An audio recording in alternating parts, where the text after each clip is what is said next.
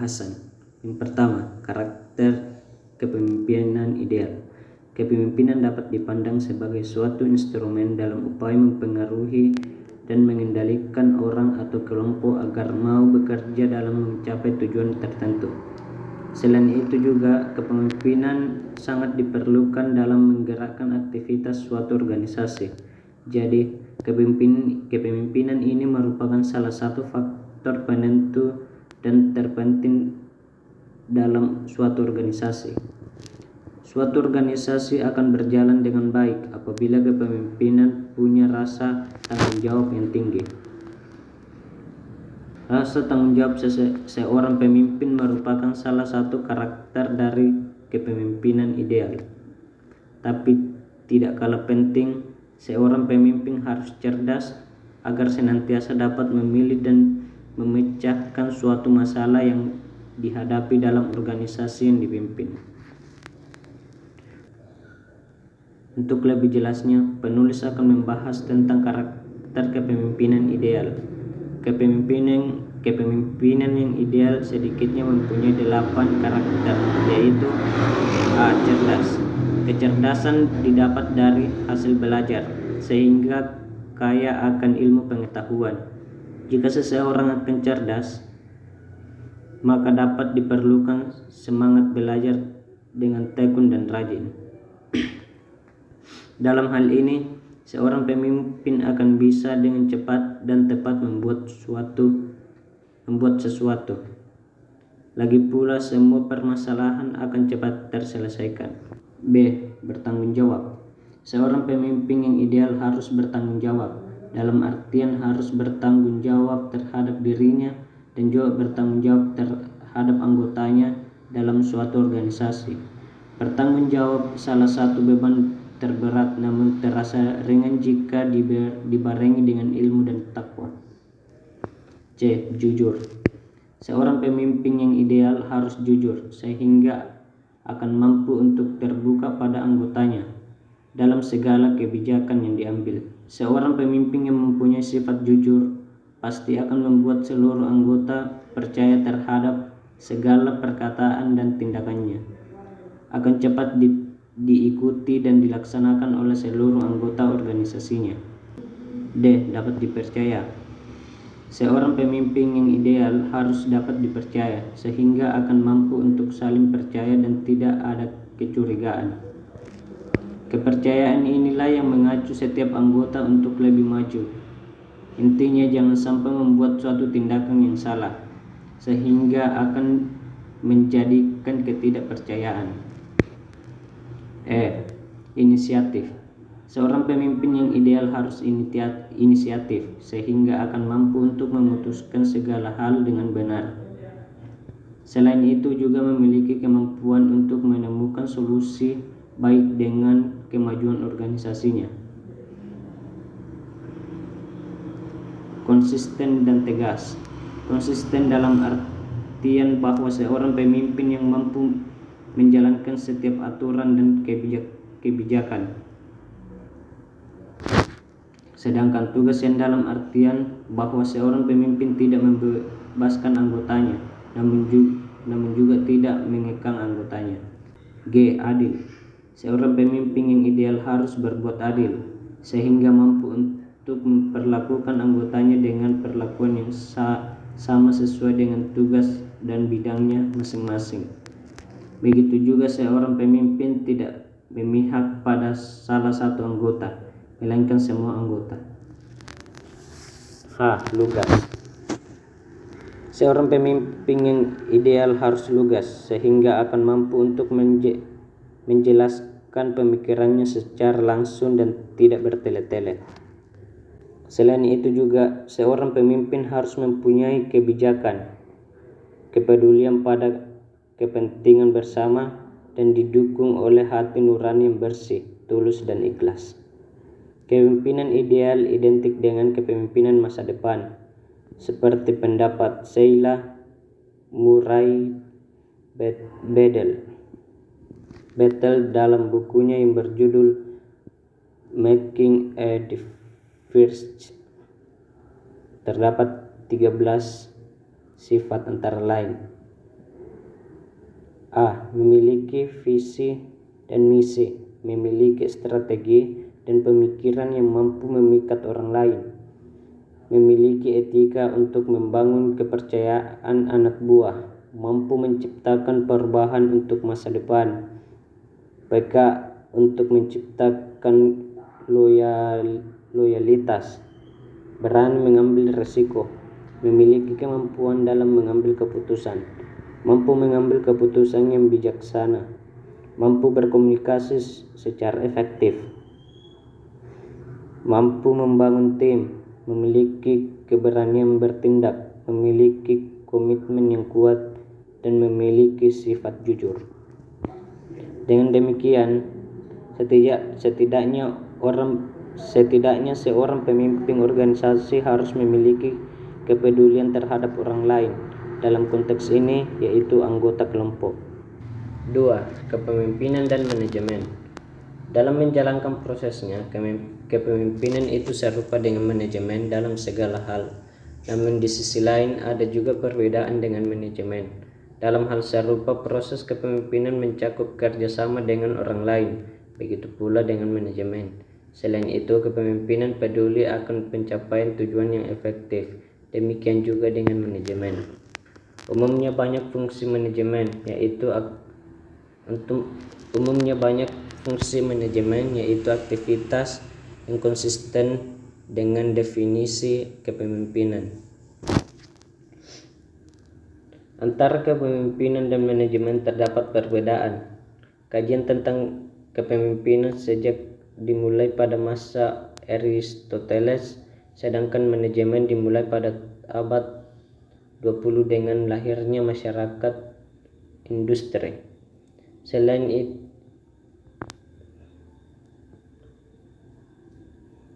Sejalan dengan itu, Kotler 1990 berpendapat bahwa fungsi dominan manajemen adalah untuk menyediakan keteraturan dan konsisten untuk organisasi, sementara fungsi utama kepemimpinan adalah untuk menghasilkan perubahan dan penggerakan. Manajemen itu berusaha mencapai keteraturan dan stabilitas. Kepemimpinan berusaha mencapai perubahan yang adaptif dan membangun. Selanjutnya, menurut pendapat Ross 1991 menyatakan kepemimpinan adalah hubungan pengaruh banyak arah dan manajemen adalah hubungan otoritas satu arah. Kepemimpinan terkait dengan proses untuk mengembangkan tujuan bersama, dan manajemen ditunjuk untuk mengkoordinasikan aktivitas guna menyelesaikan suatu pekerjaan. Hal ini cukup jelas bahwa segala aktivitas manajemen sangat berbeda dengan kepemimpinan. Ketiga, manajemen kepemimpinan. Manajemen kepemimpinan dapat memberikan kontribusi terbaik terhadap peningkatan kualitas pada suatu organisasi. Maju mundurnya keberhasilan dan kegagalan suatu organisasi banyak ditentukan oleh pemimpin, karena pemimpin merupakan pengendali dan penentu arah yang hendak ditempuh oleh organisasi menuju tujuan yang akan dicapai. Sebagaimana menurut pendapat Siagian 1991 mengatakan bahwa arah yang hendak ditempuh oleh organisasi menuju tujuan harus demikian rupa sehingga mampu mengoptimalkan pemanfaatan suatu sarana dan prasarana yang tersedia. Semakin tinggi kepemimpinan yang diduduki oleh seorang dalam organisasi, nilai dan bobot strategis dari keputusan yang diambil semakin besar. Manajemen kepemimpinan mempunyai deskripsi antara lain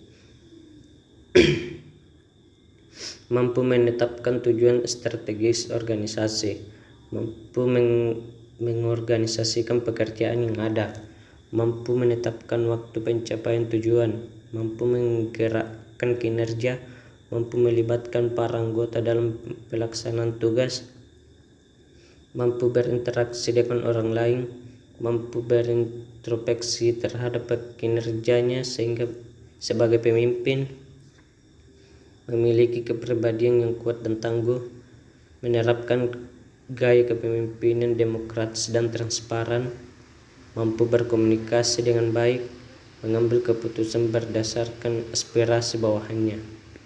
Selain dari 13 skripsi di atas, terdapat 4 fungsi manajemen kepemimpinan, antara lain sebagai pemimpin. Menurut fungsi ini, seorang pemimpin organisasi dapat melaksanakan pengawasan, memerintahkan, mengorganisasikan, dan mentransformasikan kebutuhan. B. Sebagai manajer. Menurut fungsi ini, seorang manajer dapat mengadakan perencanaan, pengorganisasian, pengadaan staf, pengarah dan pembimbing, pengkoordinasian, pelaporan, dan penganggaran. Sebagai administrator. Menurut fungsi ini, seorang administrator dapat mengadakan formulasi kebijakan administrasi, menyediakan, mengelola, dan menyimpan dengan baik dan rapi. Sebagai pengorganisasian. Menurut fungsi ini, yakni mengatur tugas, wewenang, dan tanggung jawab serta sumber daya. Dari pernyataan ini, ada hal yang menarik untuk diperhatikan mengenai manajer dan pemimpin. Menurut pendapat Bennis dan Nanus, mengutip bahwa manajer adalah orang yang melakukan segala sesuatu dengan benar, sementara pemimpin adalah orang yang melakukan hal yang benar. 4. Organisasi. Kebersamaan dan keberhasilan suatu pekerjaan akan selesai jika semua orang atau kelompok orang saling bekerja sama dalam suatu tempat tertentu. Tempat di mana seseorang atau kelompok melakukan aktivitas atau kegiatan untuk mencapai tujuan bersama dinamakan organisasi. Dalam suatu organisasi, semua anggota akan lebih mudah dan leluasa untuk mengembangkan bakat dan minatnya. Namun di sisi lain, ada juga organisasi yang tidak efektif. Semua aktivitas atau kegiatannya menjadi vakum ataupun terhenti. Lambat laun akan mengalami kebangkrutan, bahkan berhenti atau menjadi bubar. Organisasi yang demikian dinamakan organisasi tidak sehat. Organisasi efektif dan membawa kemajuan dan keberhasilan karena didukung oleh struktur organisasi yang efektif. Untuk lebih efektif dan efisien mengenai struktur organisasi, terdapat beberapa tahap sebagai berikut. Pembagian kerja. Dalam setiap organisasi, setiap anggota mempunyai bidang tugas masing-masing sesuai dengan tupoksinya. Pembagian kerja akan sesuai dengan struktur organisasinya. Setiap orang akan ditempatkan pada bidang sesuai dengan keahliannya. Departementalisasi. Adanya pengelompokan pekerjaan ke dalam unit-unit kerja sesuai dengan tugas dan fungsinya. Distribusi otoritas. Adanya penyaluran, pembagian, pengirim kepada beberapa orang atau ke beberapa tempat. Koordinasi. Adanya pengaruh dan pengontrol kegiatan kepada bagian-bagian atau unit-unit kerja yang tidak saling antar satu sama lain. Perkembangan organisasi saat ini semakin maju dan sangat pesat. Hal ini dapat dijumpai dengan semakin banyaknya pendirian usaha kecil menengah. Selain itu juga di setiap desa di Indonesia hampir semua memiliki badan usaha milik desa. Dalam teori organisasi dapat dikenal paling sedikit ada 3 bentuk organisasi, antara lain: A. Bentuk organisasi lini. Bentuk organisasi yang hanya dapat menghubungkan secara langsung menurut garis vertikal antara pemimpin dan bawahan.